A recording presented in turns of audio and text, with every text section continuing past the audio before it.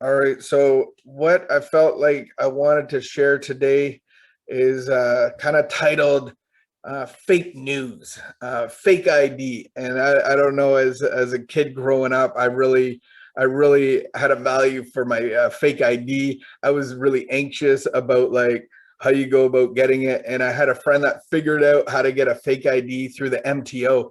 And he figured out that you just say you lost your ID, and then they make a phone call, and you make sure you know who's on the other end of the line, and you just say, yeah, I validate this person, and you get this ID that's your own picture and different birth date and everything. So I had a high value for this fake ID.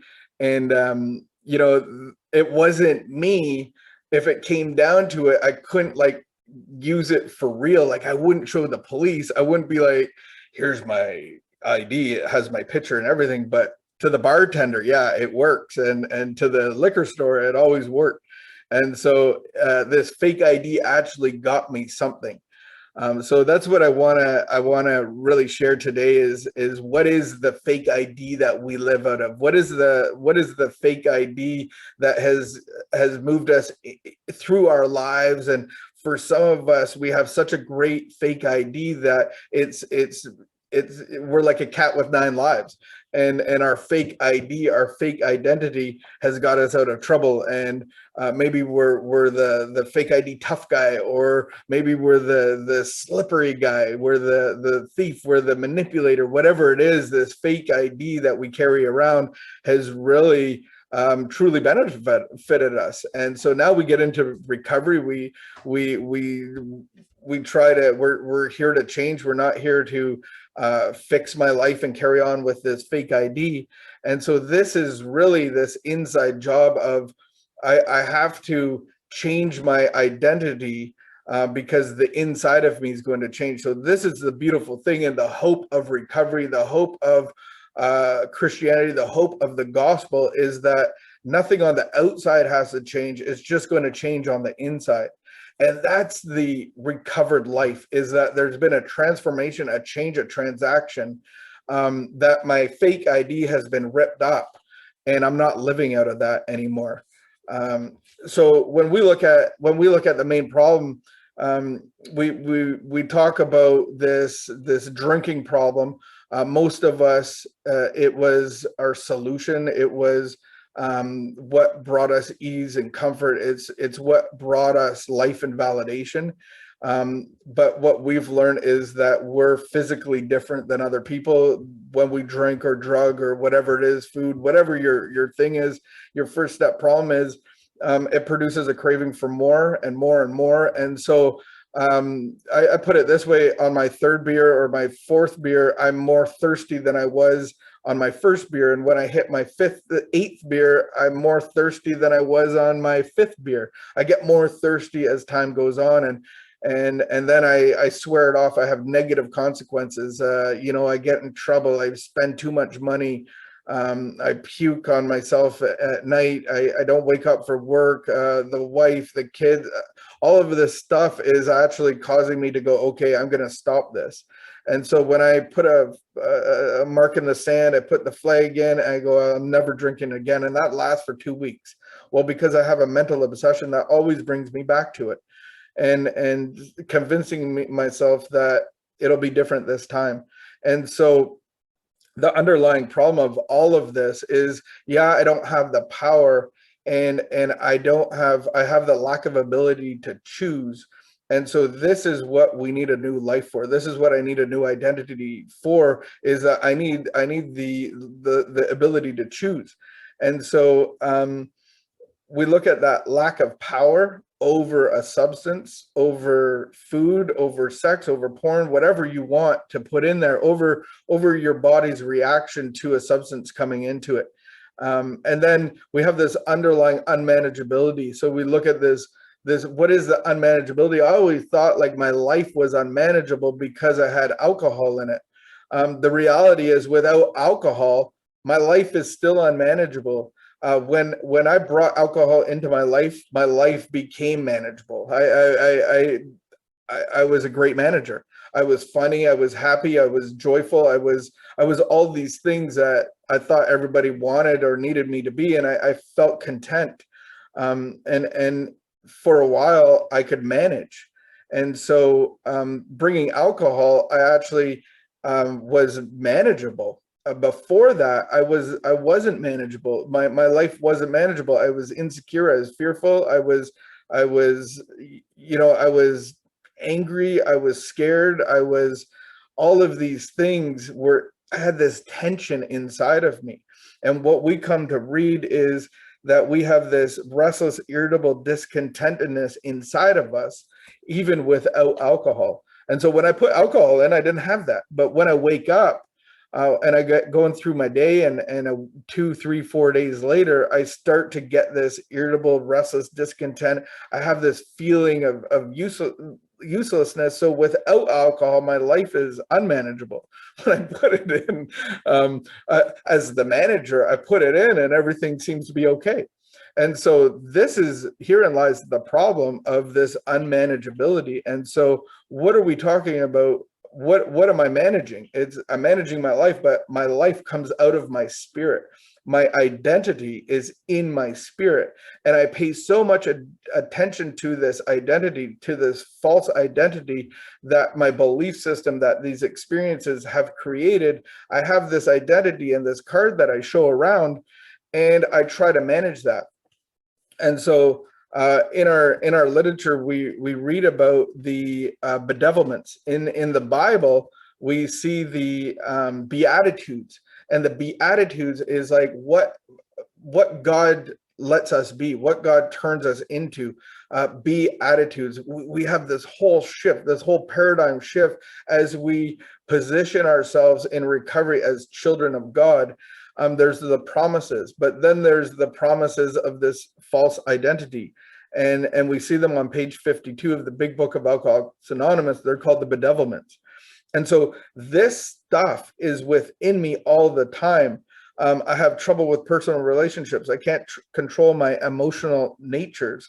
I was always a prey to misery, depression, anxiety. I couldn't make a living. And it's not about making money, it's about making a life. I always felt like there was something missing. I had a feeling of uselessness. I was full of fear and tension. We were unhappy, and I couldn't seem to be of real help.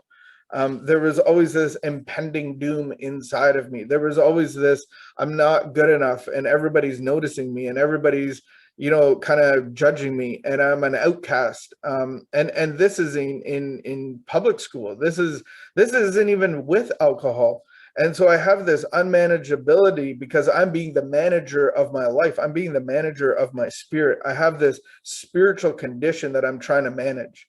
And that's what the problem is. And I have, and 15 years of drinking and drugging, I come to the point of like, I need power in my life. I have nothing. I don't even have the power to take my life. I was trying to take my life because life wasn't worth living. And I wasn't trying to take my life in some noble way. I really felt like I didn't want to hurt myself, but I didn't want to wake up. And it's a very dark place of not even having the power to take your own life. And really coming into the understanding of I need power over the lack of decision that I have about alcohol, but then I need a new manager. And so I need to come under new management. So this is an inside job.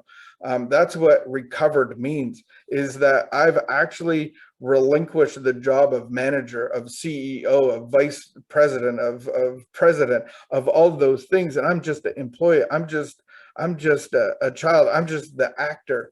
I'm not the director. And that's what we see is we read in our book about this relationship that we have with our lives, that we're the director of our lives, and we're telling the actor what to do, how to act, and then we're telling the other stage players how to act, and then we're telling the audience what the audience needs to be seeing. Whatever's going up on stage, I'm trying to orchestrate that, but I need the audience to see something, and I'm running the whole show. I'm creating the story, the play, and I'm doing it out of this false identity. And then you got the producer of the show, and I'm simply a producer of chaos. And so my job is just to be the actor on the stage. And so that's kind of what I wanted to look at is what are these false identities. And so we go into a workshop, we go into a healing process, and I always look at it as a corner store, and I go into my corner store just around the corner, and I'll buy some bread and some milk and some eggs and obviously a bag of chips, salt and vinegar for my wife. She loves those. So, I go in there and there's only so much shelf space. You got the Haagen-Dazs side, you got the gummy bears, you got the chips, you got the stuff that, the weird stuff that probably has been there for 20 years. And you got their fridge stuff, and it's all very accounted for and neat and tidy, and they put on there what sells. And so when I look at my heart, I only have so much room, and the whole point of my heart is to be poured out. That's what I'm trying to do. I'm trying to get rid of this stuff inside of me.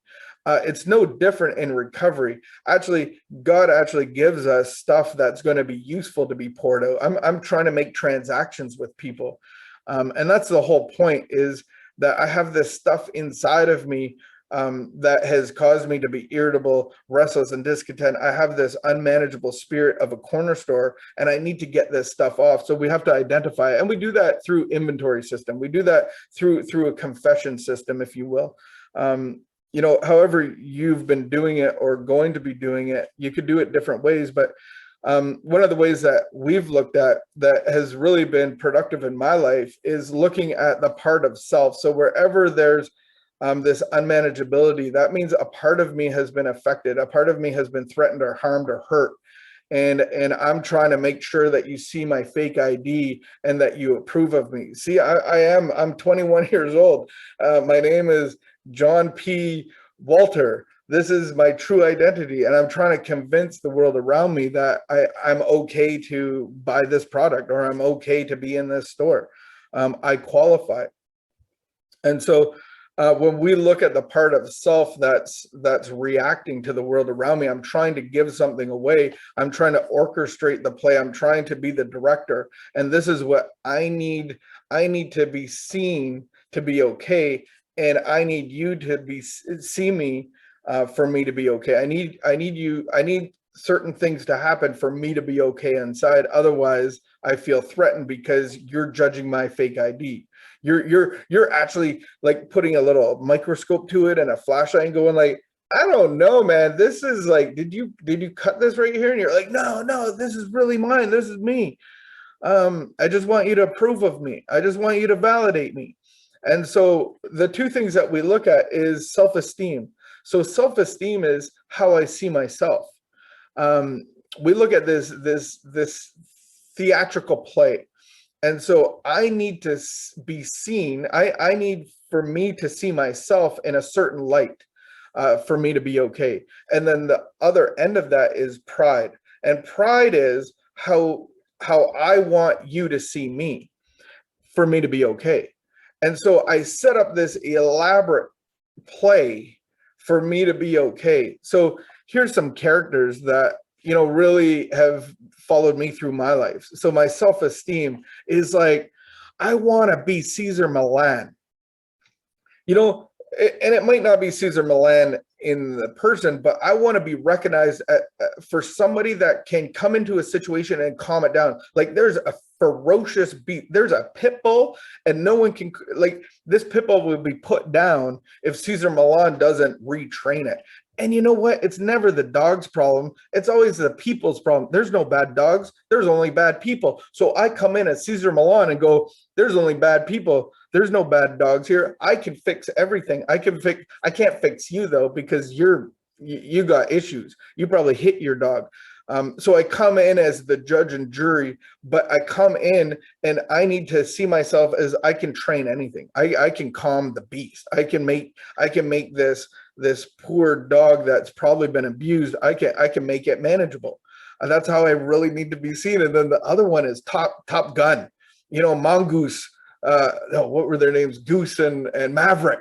And it's like, yeah, we're Top Gun. We're like the best fighter pilots in the world, and I can play piano and make the girls dance. And we high five each other. We do rebellious things, like we make a lot of noise and we do things that other people can't get away with, but I can get away with it because I'm the top gun. And I really love to be seen like that. I love to be seen as like a stand-up comedian. I want to be like, there's a guy on stage and he always has something funny to say, or I'm the top influencer. Do you not know who I am? You know, I can get away with anything because I'm an influencer. I have like 1 million followers. What I say is super important. And then we got G.I. Joe. I'm an army guy. I'm, yes, sir. Yeah, we got missions. I'm valuable. I'm important. I'm trained. I'm all of those things. And then on the other side of it, I'm like the shot caller. I'm the baller shot caller, and I'm like this kind of gangster guy. And I got the 24-inch rims on my car. That's how I want to be seen. I want to be seen as a philanthropist, the guy that's in a nice, tidy suit that got billions of dollars from I don't even know where, but I just have it and I just want to give it away. But I want to be noticed for it. I want to give you those massive checks. And I'm like, I'm going to change your life because I'm a philanthropist. I'm giving. And here's this massive check. I've signed it right here. And you've just earned yourself $5. I mean, $5 million. And I really need to be seen. I need to see myself as this giver. And I need, like, I can go into my childhood. I need to be the favorite child, the most athletic child, the kindest child, but I also like to be seen as the victim because victims get attention. And if I'm not a victim, then I'm not really going to get the right attention. How about the superstar? I love to be the superstar. When I see myself in the light of like, I played sports and I need to see myself as like the number one, running back that high school has ever seen. And I pad my stats in my own head. Captain recovery, even in my own recovery, I need to be, my ego can build up and I need to be seen a certain way. And then obviously Romeo with the rose that never pricks his lips for some odd reason, but I'm Romeo. Hello. Very romantic. And I need to be seen like that. I know I'm not these things, but I like to be, here's my fake ID. These are the things that I am. And I truly believe that I live out of these things. And so I look at my self-esteem and why I've been harmed or threatened in a resentment. And the pride is, I need you to see these things in me as well. And so do you see this? If I'm caught up in this false identity out of this card that says, really who I'm not, but I'm trying to convince the world around me, there's so much tension inside of me. And so no wonder drinking makes it all go away. So if I continue to live out of those false identities, I will need to drink. And so it's so important to, when I see a resentment, I have to go, what's the cause of it? And then I have to go down, what's my self-esteem? How do I need to be seen in this? And then what's my pride? What do I need you to be seen? What do I need you to see for me to be okay? And I really have to bring this to God of like, why am I reacting like this? What is the belief system? And that is true recovery, that God is actually going to dry erase all of the names that you've written for yourself. And we write these names through our belief system, through experiences, through learning and school and parents and lack of parents and all of these things. This is the cast of characters that I've created for me to be okay. But there's so much tension in it. There's so much, that's where I am irritable, restless, and discontent. This is the tension within me. And so this is what I really get to bring to God, to go, here's my sacrifice on the altar. This is, there's nothing I can do about this. I can't rip them up. I can't erase them all. I just need an experience from God that you outweigh this and I get a brand new ID. The beautiful thing about that is that there is nothing that I can do, and that's the thing. Some rehab centers and some meditation groups and some psychiatrists say you just have to work against these things. If I could have figured out how to work against these things and come into my true identity as a child of God, I would have done that a long time ago, because I felt a lot of pain. I've had to go to a lot of jail time. The first time I saw my kid when he was born was in jail. And so if I could have like worked against these things, I would have worked against them. But I need an act of God. I need a spiritual solution for this spiritual problem, because I have a fake ID and I totally believe it. And so that's the beautiful thing, that the Spirit of God will take that fake ID, light it up in fire, and I never have to see it again. The problem is I have to stay in constant contact with God 100% of the time. I have to improve my conscious contact with him. He has to be 100% of all of my relationships. And so I have to do this on a daily basis to stay in his identity, because he gives me his identity through his Spirit. I like to drift away. I wake up like that. I wake up, got this day, I'm going to do great things. I got my day all planned out. And I don't even check in with my employer. I don't even check in with my father. I just want to go about doing my day and get my life back on track and, get my life going. But the reality is I rebuild my false identity. I take that card back. I try to look for it again. So it just happened the other day, is like my wife, just because I've been in recovery for 14 years doesn't mean my wife necessarily has. And what she has found out in the last 2 years was that she has codependency issues. Just like an alcoholic, codependency has the same problem, but just different. So they need chaotic situations. They need alcoholics, great alcoholics, and crackheads like myself. And this produces chaos inside of them, produces adrenaline, and they actually react to it in an abnormal way, which produces a craving for more. So basically, they're like adrenaline junkies inside of them, $5 hits of adrenaline all the time. And they live like that, like anxiety disorders. They actually do things to make them more anxious. I can't live like that. I do not like that inside of me. So I come prepared. I clean up my room. I do the little things that make me anxious, that cause anxiety. I don't like to live off that. So there's lots of health concerns with that, with sleeplessness and stomach issues, digestion issues, a whole ton of skin issues with codependency. Because it's this adrenaline that doesn't ever really leave your body unless you get rid of it yourself, like by working out, by doing positive things. But they still have that mental obsession that keeps going back, that they keep going back to these situations that produce the adrenaline. And so she's gone into her own recovery and did the BBA in the 12 steps in the context of codependency. And it's been a beautiful thing. And like, we've never been so close in our lives. Like, we've been together since high school, 15 years of addiction and 15 years of sobriety. And she's finally getting her own recovery. So it's been really cool. And she was pondering the change on the weekend. We were sitting outside having a coffee, and she was just pondering. And it was like, man, what changed in you for like our lives to be so, without tension? Like, what happened to you? And I'm like, me?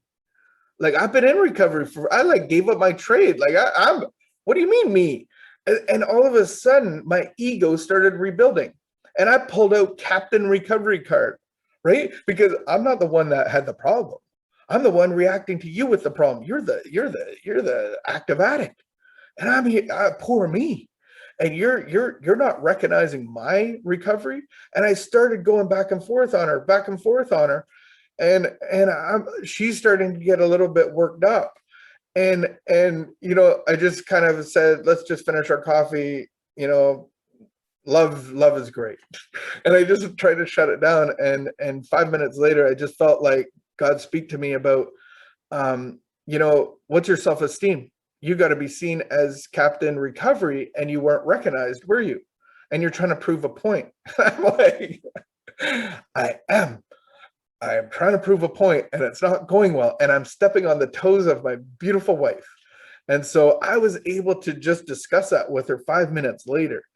And this is what recovery's given me in 15 years, that I still have to make this. I still have to remember my first step problem. My first step problem is I like to become the manager with my fake ID, for you to notice me, for you to approve of me. And so I wake up with that every day. And my job is to stay close to God. As I connect to God, um, I I have a new manager, I have a new employer. And so out of that, he gives me tasks to do, out of his will. And so that's how quickly my ego can rebuild. Is all of a sudden I'm like, Captain, I'm not being recognized. My wife is saying like, I'm just in the same spot as she is. And I'm like, I'm getting offended, I'm getting hurt. And so this is what it's like to live out of my false identity. And that's how quick it can come up for me even today. The beautiful thing is that I have God's grace in my life, and God's grace, covers a multitude of wrongs, because his perfect love casts out fear. So 5 minutes later, I can actually talk about it, and I can share it with you guys. And so that is the beautiful thing about having God's grace in my life, is that I'm given grace back. And so I can step on your toes, and it doesn't mean I have to go drink today. But my job is to stay close to God and his spirit, connect with him. And I'm still going to pull out my fake ID now and again, because my ego rebuilds. Our ego just is like one of those transformers. And all of a sudden it's this massive monster with this little like miniature, like Volkswagen Beetle. And now it's like this monster that's ready to take over. That's my ego that can rebuild so quickly. And so this is a spiritual program with a spiritual solution. The beautiful thing is that nothing on the outside needs to change. The only thing that's going to change is on the inside. And that's through my connection with God. And so I leave you with that, is that we get to trade our fake ID for who God really has designed us to be. And that's a beautiful thing to live out of. And so we just leave you with that. May you live out of your true identity in the name of our Lord Savior Jesus.